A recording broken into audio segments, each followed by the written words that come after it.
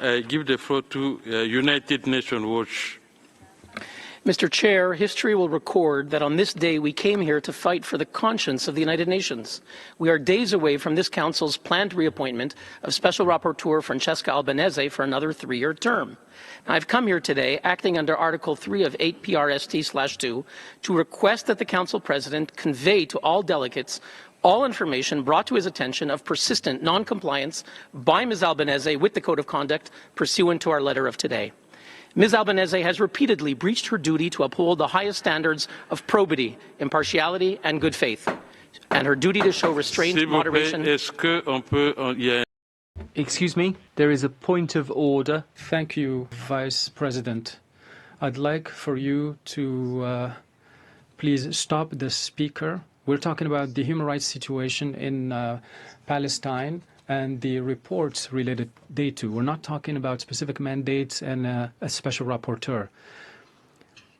And, excuse me, you know that the speaker is affiliated with the Mossad, and he should not be allowed even to take the floor in this council and to attack the special rapporteur, Madam Albanese.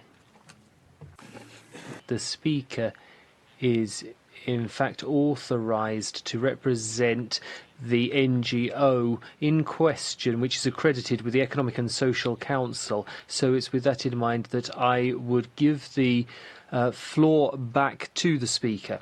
Thank you, Mr. President. There is clearly no other agenda item under which to bring objections to the renewal of the rapporteur, and I note that the Palestinian ambassador who just spoke, his deputy, Imad Zuhairi, in February 2010, asked Richard Falk, then rapporteur, to quit.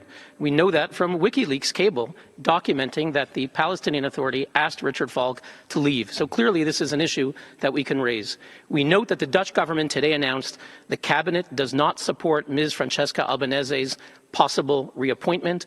France condemned her for denying the anti-Semitism of October 7th, saying it was scandalous and a disgrace to appear to justify it. Germany said it was appalling for her to justify the horrific terror attacks. Canada denounced Albanese for Holocaust distortion. Ambassador of the U.S. said clearly she is unfit for her role. We urge the Council to act. Excuse me, Ambassador, the Ambassador of Palestine. Mr. Vice President, this is unacceptable to attack a personality that represents the United Nations from this person. He should be stopped, and we should focus on the situation of human rights. This kind of speech is unacceptable.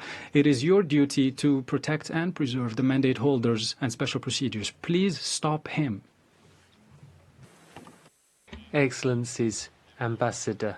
He has a few seconds still to conclude his speech, but after that I would like to intervene myself in my capacity as Vice President.